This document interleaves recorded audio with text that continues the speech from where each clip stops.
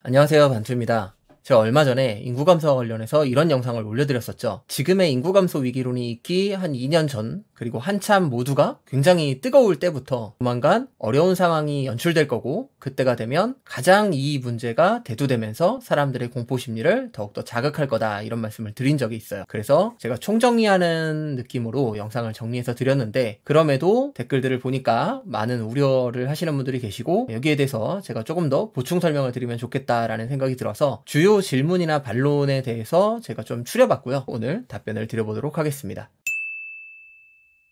자, 먼저 첫 번째. 어떤 분이 댓글을 달아주셨는데 삼성경제연구소가 이런 걸 발표했다고 해요. 잘 믿기지는 않고, 그래서 제가 딱히 찾아보진 않았는데 앞으로 대한민국 집값이 70%가 빠지고 그게 70년이 갈 거다, 이런 말을 해주셨어요. 보시는 분들은 아마도 권위 있는 삼성경제연구소가 발표했다고 댓글에 돼 있으니 고지고대로 믿으시면 걱정이 되실 것 같아서, 사실 제가 찾아보지도 않은 이유는 뭐냐면 이런 발표를 했을 리도 없고, 했다고 하면 너무 터무니가 없거든요. 왜 그러냐면 지금 서울 집값 평균이 한 10억 정도 하죠. 그러면 대한민국에서 그래도 수도라고 하는 서울에 집이 10억 정도 하는데 70%가 빠지면 3억입니다. 여러분들 해외를 많이 안 나가보시면 모를 수도 있는데, 우리가 뭐 동남아 가면 되게 편안하게 산다, 부자처럼 살 것 같다, 이런 생각 하시죠? 근데 동남아 가서 동남아 현지인처럼 살 게 아니라면, 내가 지금 딱 한국에서 사는 정도로 살 거라면 주거비라든지 생활비라든지 다 비슷하게 나갑니다. 절대 싸지가 않아요. 심지어 아프리카에 나이지리아에 가도요, 한국에서 여러분들이 사시는 그런 류의 아파트가 거기도 있거든요. 물론 주변 인프라는 엉망진창이에요. 흙도 다 지느끼리고 안전이라든가 이런 거 뭐 당연히 바랄 수도 없죠. 그럼에도 지금 여러분들이 사시는 집같이 생긴 그런 집들은 몇 억 합니다. 글로벌하게 여러분들이 생각을 해보시면 우리나라 집값이 아프리카 집값이랑 똑같아진다. 그럼 여러분 어디 사시겠어요? 그럼 당연히 그 가격이 될 수가 없겠죠. 이건 말이 안 되는 얘기고요. 그럴 수도 없고, 그래서도 안 됩니다. 집값을 유지해야 된다, 내가 뭐 건설사 편이라 뭐 그렇게 한다, 이런 게 아니고요. 집값이 저렇게 빠진다라는 건 우리나라가 거의 망했다라는 얘기와 동급이에요. 그래서 그럴 수도 없고, 상식적으로 간단하게 생각해 보세요. 같은 가격이면 여러분 나이지리아에서 사실 건지 말이 안 되는 얘기고요. 걱정하실 필요가 없습니다.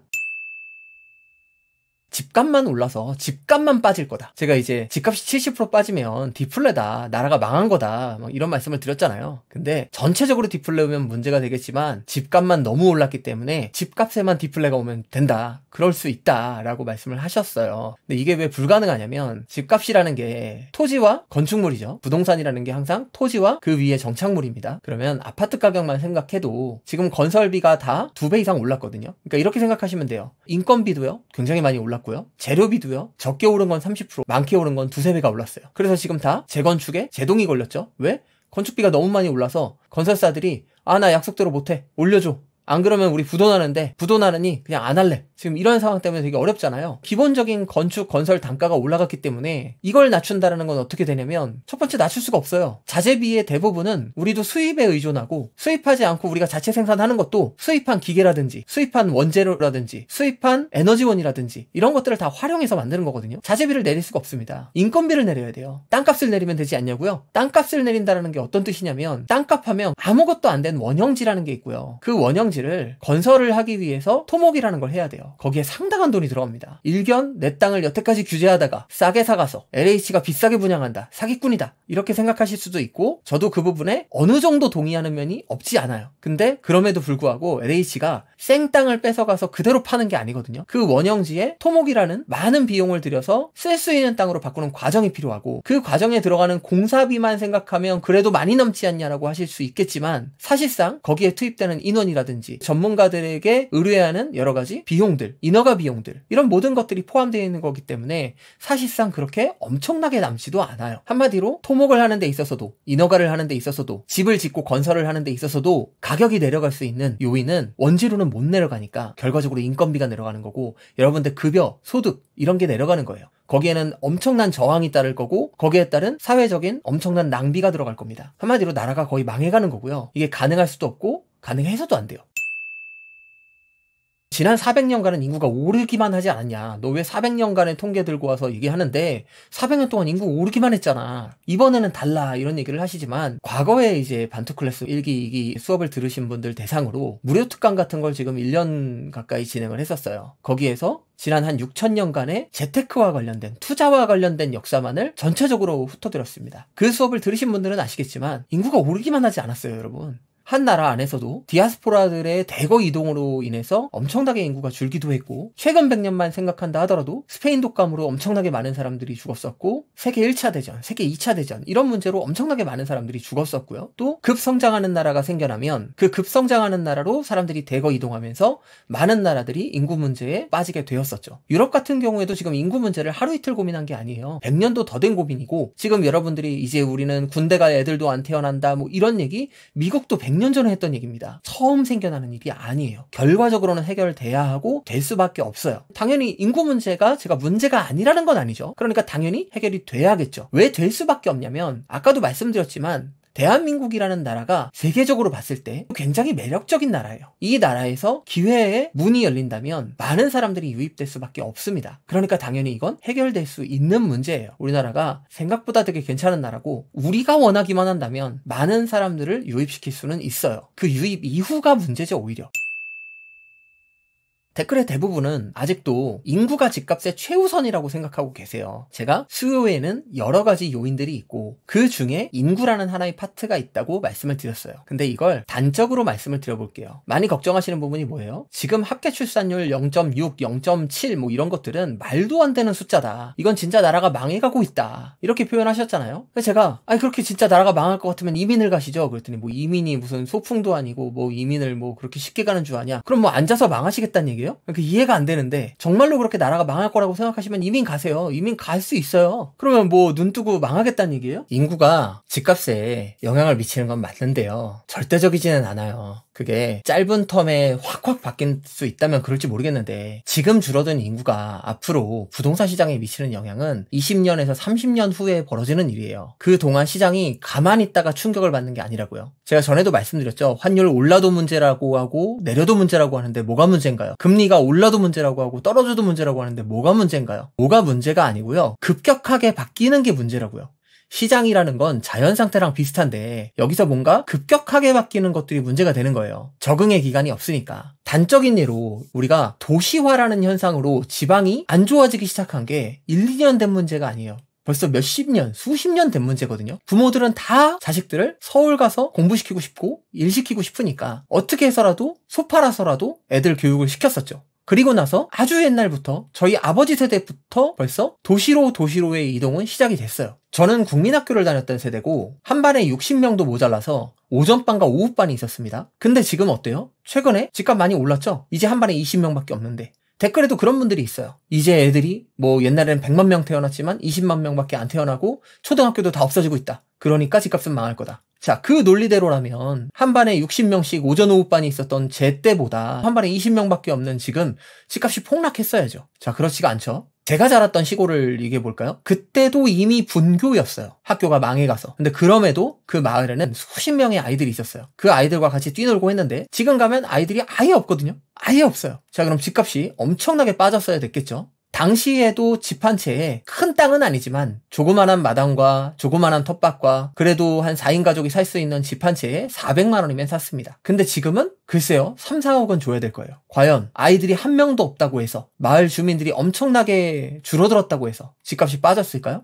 그렇지 않다라는 거예요. 왜냐? 옛날에 그 많던 집들이 사람이 2년, 3년만 안 살아도 못 쓰는 집이 돼요. 집이라는 건 잠깐만 안 살아도 못 쓰는 집이 된다니까요. 여름, 겨울의 온도 차이가 상당하고 사람이 사용하지 않으면 일단 수도관이라든지 이런 게 다 동파돼 버리고요. 전기부터 해서 문제가 되는 게 한두 개가 아니고 페인트 칠만 안 해줘도 콘크리트도 사가요. 방수 처리를 안 해주니 당연히 옥상이나 이런 부분들도 다 무너져 내리기 시작하죠. 집이요, 사람이 10년만 안 쓴다? 무너져 내립니다. 집 아닌 건물도 10년만 관리 안 하잖아요. 그럼 옥상부터 다 사가요. 손으로 만져도 막 다 바스락바스락 하면서 부서져요. 수십 년에 걸쳐서 인구의 변화가 일어나는 동안 당연히 멸실되는 주택, 지금도 10만에서 13만 호가 매년 멸실됩니다. 그리고 새로 지어져야 될 텐데 집값이 빠진다고 가정해보자고요. 계속 빠집니다. 그럼 집을 짓겠어요? 못 지어요. 짓고 싶어도 못 짓습니다. 재료비와 인건비가 안 나오기 때문에. 타산이 안 맞기 때문에. 아, 건설사가 그래도 30% 50% 마진 가져가지 않냐? 거기는 그냥 굴리는 게 아니잖아요. 거기도 회사라는 걸 운영해야 되고 깔고 있는 자릿세가 있고 거기서 일하는 인원들의 인건비를 줘야 되고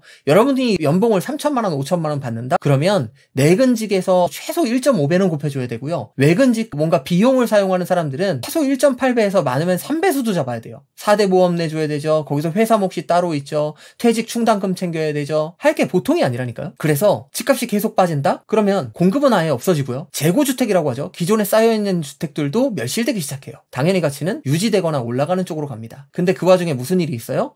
화폐 가치 하락. 인구 감소 처음 있는 일 아니고 세계적으로도 많이 있었고 그때마다도 집값이 계속 빠지는 일은 없었어요. 일시적으로 조정될 수는 있지만 왜? 화폐 가치의 하락이라는 건 화폐라는 게 생겨난 이후로 한 번도 화폐 가치가 더 올라간 적이 없기 때문이에요. 점점 빠지기 때문에. 그 반대급부로 인해서 집값이 오르는 것처럼 보이는 거예요. 집값은 가만히 있지만 화폐 가치가 빠져서 집값이 오르는 걸로 보이는 거예요. 그러므로 여러분들이 인구 감소로 부동산은 앞으로 70%가 빠져서 70년을 간다. 불가능한 얘기라고요. 그렇게 이해하셨으면 좋겠습니다. 이미 몇 수십 년 전에 인구가 다 떠나버린 시골도 지금 집을 살려고 여러분들이 하면 그 몇십 년 전보다 훨씬 비싼 돈을 줘야 돼요. 제가 있던 시골 기준으로도 400만 원짜리 집이 지금은 3, 4억은 해요. 물론 이제 저기 전라도 끝에 뭐 이런 데 가면 몇천만 원짜리 집도 있죠. 근데 여러분들이 그 몇천만 원짜리 집을 한번 사보세요. 상태가 어떤가? 거기에 다시 상당한 금액이 추가돼야 여러분들이 생각하는 집으로 사용하실 수가 있어요. 지방은 이미 망해가고 있다. 너 왜 서울 살면서 지방 한 번도 안 와보고 그런 소리를 하냐? 여러분 제가 전국 8도의 지도를 손으로 그리라 그러면 그릴 수가 있습니다. 안 가봤겠어요? 제가 부동산 개발 회사에서 얼마나 오래 일을 했는데 지방을 안 가본 게 아니고요. 저는 이미 한참 상승장 때부터 처음 유튜브 시작했을 때부터 여러분 지방에서 거주는 하시되 투자는 하지 마세요. 이런 얘기를 계속 해왔어요. 저도 동의하는 바고요. 제가 몰라서 이런 얘기를 하는 게 아니고 지방이 뭐 어떻게 되고 있다 이걸 몰라서 하는 말이 아니라 투자는 애초에 지방에 하지 마셔라 이제 그런 말씀을 되게 오랫동안 드려왔고 이거는 도시와 집중화의 문제예요. 세계가 경쟁하잖아요. 아 이제 뭐 수도권을 없애버려야 된다 뭐 서울 도시화는 문제다라고 말하는 사람들이 있어요. 특정 정치 성향의 사람들이 그런 얘기를 하는데 그 왜 말이 안 되고 불가능하냐면 우리나라 안에서만 우리가 경쟁하고 사는 게 아니잖아요. 온 세상이 경쟁하고 살아요. 우리가 과거에 비해서 말도 안 되게 잘 살고 있죠. 그 말도 안 되게 잘 사는 거에 반대급부로 우리는 뭘 얻었냐면 열심과 노력이라는 그걸 안 하고선 지금처럼 살 수가 없는 거예요. 근데 온 세상이 같이 경쟁하고 있습니다. 세상의 재화는 한정되어 있고 그걸 차지하기 위해서 모두 고도의 경쟁을 하고 있어요. 이 고도의 경쟁을 하기 위해선 당연히 집중화될 수밖에 없는 거예요. 재택근무하면 된다고요? 재택근무 때문에 요새 회사가 망하고 있다. 이런 얘기들 지금 실리콘밸리에서도 많이 나오고 있죠. 재택근무로 모여서 하는 것만큼의 효과를 뽑아낼 수 없어요. 여의도 여기를 잠깐 들여보면 여의도에 금융회사가 몰려있죠. 그러면 자산운용사 하나가 어떤 프로젝트를 하기 위해서 자금을 융통해야 되잖아요. 그러면 옆에 은행 가고 그 은행에 투자회사 있을 거 아니에요. 땡땡 금융투자 뭐 이런 데 가가지고 투자심의도 받고 그리고 옆에 금감원 있잖아요. 그러니까 무슨 일이 있을 때 걸어서 도보로 몇 분이면 다 왔다 갔다 되고 회의가 되고 긴밀하게 자주 문제가 생길 때마다 다 머리를 맞대고 이야기할 수 있는 곳이란 말이에요. 막 너네는 저기 지방 가고 너네는 뭐 제주도로 가고 제주도 내려갔던 회사들 다 지금 다시 돌아오잖아요. 제주도에 본사 차릴 겁니다 할 때마다 제가 저희 직원들한테 얘기했어요. 저거 쇼야. 저렇게 해서 부동산 가격 올리고 다시 본사 들어올 거야. 그리고 다 그렇게 됐습니다. 진짜 뭐 쇼가 아니라 이상적으로 그걸 원해서 갔을 수도 있죠. 그럼에도 불구하고 현실적으로 실제 일을 하려면 모일 수밖에 없다라는 거예요. 세종에다가 만들어 놓고 어때요? 일은 다 서울에서 합니다. 다 다시 왔다 갔다 하느라 시간 다 버려요. 사회적 낭비라고요. KTX 타고 일 있을 때는 서울로 올라옵니다. 무슨 일이에요 이게. 세종 사시는 분들한테 엄청 욕먹겠네. 저 세종 좋아합니다. 그게 아니라 모여서 경쟁하지 않으면 안 되는 시기예요. 지방도 각각 나만의 특장점을 살려서 모여서 할 수 있는 걸 만들어야지 뭘 분산하고 다 한다고 되는 게 아니란 말이에요. 그래서 투자를 하시려면 어쩔 수 없이 이제는 서울 수도권이다. 이런 얘기는 제가 지금 이런 안 좋은 시기가 오기 전부터 좋은 시기부터 계속 드렸던 말씀이고 이 부분은 제가 이견이 따로 없어요.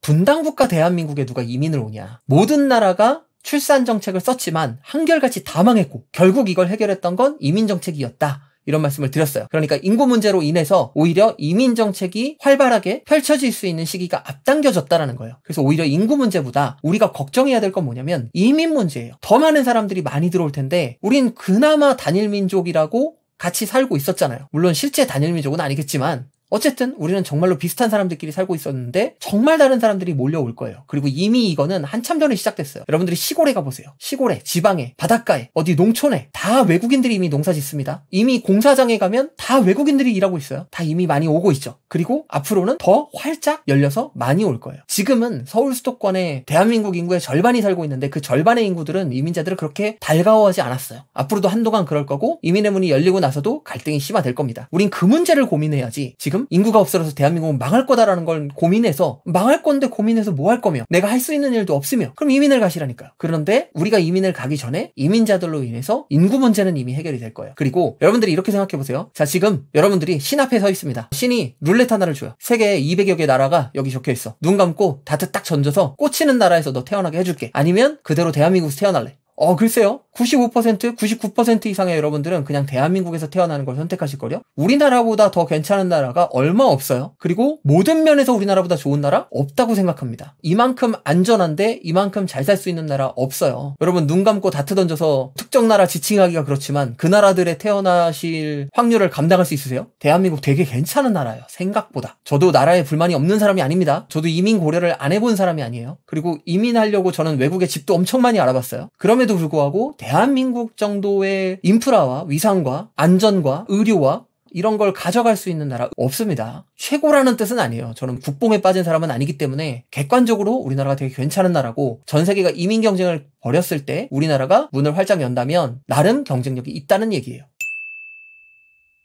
근데 이제 염려하시는 건 이민자는 가난한 사람만 온다. 걔네가 와가지고 뭐 도움될 것 같냐. 이런 얘기 하시죠. 와서 걔네 돈 하나도 안 쓰고 전부 자기 나라에 보내버리고 우리나라 경제에 도움 하나도 안 돼. 이런 얘기 하시는 분들이 있어요. 자, 근데 생각해보세요. 우리나라도 옛날에 돈 벌겠다고 미국으로 이민 가신 분들 많죠. 그리고 처음엔 거기 가서 악착같이 돈 벌어서 본국에 보냈어요. 그 다음에 그분들이 뭘 했게요? 본국에 있는 가족들을 초청해서 데려왔어요. 어떻게 해서든 영주권, 시민권 얻어낸 다음에 가족들을 데려왔다고요. 여기서 살아보면요. 가족들을 못 데려오는 거지 안 데려오는 게 아니에요. 데려오고 싶어서 안간힘을 써서 최고의 국민이 되려고 노력하고 음주운전이라도 걸릴까봐 조금이라도 요만큼이라도 문제되는 거 생길까봐 숨죽여서 일해가지고 자기 가족들 초청하고 자기 가족들을 이 나라 국민으로 만들고를 하게 될 겁니다. 우리나라 사람들도 이민 가서 그렇게 행동했고 이민 가는 분들 여러분 주변에 보시면 아시겠지만 그 사람들 꿈에도 소원이 영주권이고 꿈에도 소원이 시민권이어서 그걸 하려고 진짜로 모범 시민으로 살려고 얼마나 노력하는데요. 결국 처음에는 못 데려오니까 본국으로 가족을 위해 돈을 보내는 거지 시간이 지나면 지날수록 어떻게든 영주권을 따서 한국의 좋은 국민이 되려고 노력을 합니다. 두 번째로 가난한 사람만 온다? 아니에요.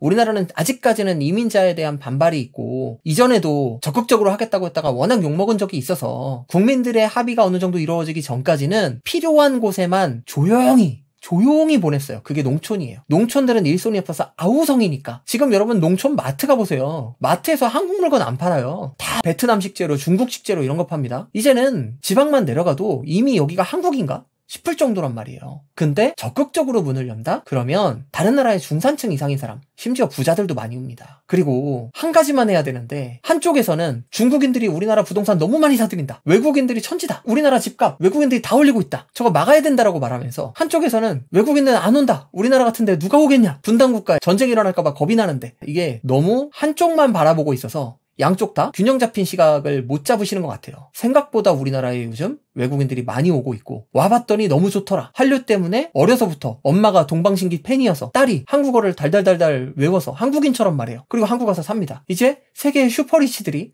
한국 가서 살아보는 프로그램들을 만들어서 하고 있어요. 정말로 많은 외국인들이 한국 가서 살아보니 한국만큼 좋은 데가 없더라. 반하고 있습니다. 그래서 돈 있는 사람들이 한국에 비싼 아파트들 다 사들여요. 서울에 있는 정말 비싼 오피스 건물, 상가 건물, 정말 비싼 펜트하우스 이런 거 다 외국인이 사들이고 있죠. 오히려 우린 지금 뭘 겁내야 되냐? 인구가 줄어드는 게 아니라 외국의 부자들이 몰려왔을 때 집값이 터무니없게 올라간다고요. 터무니없게. 그걸 내가 감당할 수 있겠냐? 이걸 고민하셔야 돼요, 지금. 이런 댓글이 되게 많이 보여요. 제 유튜브든 다른 데서든 부동산 유튜버들 다 건설사에 돈 받고 집값 띄우려고 노력들을 한다. 애쓴다. 건설사는 여러분 제가 이 바닥의 생리를 잘 알지만 건설사가 신문에다가 광고는 실을 수 있죠. 근데 막 유튜버들한테 뭐 돈을 주고 부동산 띄우기에 뭘 하세요? 택도 없는 소리입니다. 그런 거 하지 않고요. 할 리도 없고요. 이건 여러분들 너무 과대망상이에요. 이거는 제가 진짜로 걱정이 돼서 말씀을 드리는 거고 너무 억울한 게 있어요. 한참 다들 8월 전세 대란이 온다. 내년에는 뭐 공급 대란으로 다 집값이 폭주할 거고 이제 영원히 집 살 기회 안 올 거다. 지금 사야 된다라는 게 조회수가 빨릴 때는 제가 여러분 조심하셔야 돼요. 지금 조심하셔야 돼요. 팔지는 않더라도 여러분들이 대출 비율을 줄일 수 있는 곳으로 옮겨 타시든지 뭔가 대비를 하셔야 됩니다. 지금 위험한 상황이에요 라고 계속 말씀을 드렸고 조회수 안 나오고 자, 다 부정적인 얘기들 막 시작할 때 저는 이제부터 여러분들이 준비하실 때가 됐습니다. 지금 좋다는 거 아니에요. 지금 사라는 거 아니죠. 이 영상을 시리즈로 만들어갈 예정인데 지금 뭘 하셔야 될지도 제가 다음 영상, 다다음 영상 이런 데서 말씀을 드릴 거예요. 근데 생각보다 여러분들이 준비하고 공부하고 하셔야 될 게 많아요. 그래서 이제부터 준비를 하셔야 된다. 뭘 해야 되냐 이런 얘기를 드리려고 앞단에 여러분들의 걱정을 미리 덜어드리는 과정이거든요. 지금 또 다들 안 좋은 얘기만 할 때 이제부터 뭐 희망 얘기를 하니까 또 욕은 먹고 되게 억울합니다, 여러분. 이게 지금 제가 진짜로 걱정돼서 드리는 말씀이기 때문에 제가 아까도 말씀드렸죠. 저는 이민을 고려해서 저희 친척들이 사는 전 세계 방방곳곳을 다니면서 다른 집들은 어떤가, 그 지역은 어떤가, 부동산 시세는 어떤가, 내가 살 각오로 학교는 어떤가, 인프라는 어떤가, 치안은 어떤가 굉장히 열심히 조사를 했어요. 근데 거기서 제가 발견한 건 선진국들은 모두 인구 문제를 겪었다라는 거고 결국 이민자들로 해결을 했다라는 거고 그 이후에 미친 듯한 부동산 폭등을 겪으면서 자국민들이 너무너무 힘들었고 그러면서 인종 갈등, 뭐 여러 가지 갈등들이 발생했다라는 거예요. 지금도 여러분들이 우리가 그 목전에 서 있다라고 생각이 들고 굉장히 걱정이 돼서 지금 드리는 말씀이기 때문에 심각하게 받아들이시고 인구 문제로 뭐가 망할 거다라는 걱정보다 당장 이민의 문이 적극적으로 개방됐을 때 나는 과연 대비가 되어 있는가라는 생각을 조금 더 해보셨으면 좋겠어요. 댓글 중에 이렇게 올려주신 분이 계세요. 캐나다 밴쿠버가 딱 적골임. 이민 문제로 집값이 폭등하는 곳들은 지금 우리나라 돈으로 몇십억이 아니라 몇백억까지 올라가 버립니다. 집값이 70억, 150억 막 이렇다니까요. 여러분 해외 아울렛들 가보시면 아시잖아요. 명품 아울렛 가보면 중국인들 여기서부터 저기까지 주세요. 진짜 그렇게 가져가요. 개그로 하는 게 아니라 뭐 이태리 피렌체 더몰 뭐 이런 데 가잖아요. 그러면 중국인들이 와가지고 여기서부터 저기까지 싹 들어간다니까요. 정말로 그렇게 돈이 많기 때문에 그럼 여러분이 그만큼 돈 있다고 생각해봐요. 어디 살고 싶겠나. 지금 중국인들 잘 안 받아들여지죠, 미국에. 그래서 어떻게 가냐면 남아메리카에 가서 거기서부터 걸어가지고 육로로 미국에 몰래 들어가요. 목숨 걸고. 그렇게 가는 것보다 한국으로 올 수 있다면 본국과 가깝고 자산은 빼돌릴 수 있고 의료 좋고 교육 좋고 우리나라 미세먼지 아무리 심해도 중국보다 훨씬 좋겠죠? 생각해보세요. 그 사람들 돈 그렇게 넘쳐나는데 이 자산을 안전한 곳으로 이동하고 내 가족들 안전한 곳에 데려다 놓을 수 있다면 한국이 매력적일까 아닐까? 이미 그 사람들이 한국의 비싼 집들 다 사고 있어요. 굉장히 지금 억누르고 있어서 이 정도라는 거예요. 게다가 최악의 시나리오 하나 더 그려볼까요? 집값이 빠지기 시작한다? 선진국들 가면 대출 비율이 집값의 90% 나와요. 대출이 지금 뭐 높아서 영끌에서 문제가 된다 뭐 이런 말씀 하시지만 90% 대출 나와버리고 고정금리로 저리로 줘버립니다. 집값 더 오르겠죠? 제 말씀은 지금 인구 문제로 걱정할 타이밍이 아니라는 거예요. 인구 문제는 코앞에 있는 거고 그 다음 수를 생각해야죠. 바둑을 잘 두고 장기를 잘 두는 사람은 항상 그 다음 수를 생각하죠. 지금 여러분들이 생각해야 되는 건 지금 안 좋은 방향으로 분위기가 심리가 가고 있으니 이 다음에 내가 할 걸 지금 준비해야 된다. 다음에 할 걸 다음에 준비할 수는 없잖아요. 그래서 제가 이거를 진짜 진심으로 우러나와서 막 이 악물고 지금 설득을 드리는 거예요. 내가 뭐 설득해서 뭐 하겠어요. 다음 영상은 그러면 집에 관해서 내가 어떻게 했으면 좋겠는가. 특히 젊은 친구들 그리고 무주택자분들 또는 1주택자분들 이런 분들은 어떻게 지금 준비를 하고 뭘 해야 될지에 대해서 다뤄보도록 하겠습니다. 자, 오늘도 제가 진지하게 뭐 얘기하느라 재미도 없었고 감정적으로 말한 부분이 없지 않아 있는 것 같기도 한데 그래도 시청해주셔서 감사드리고 다음 영상으로 또 찾아뵙겠습니다. 감사합니다.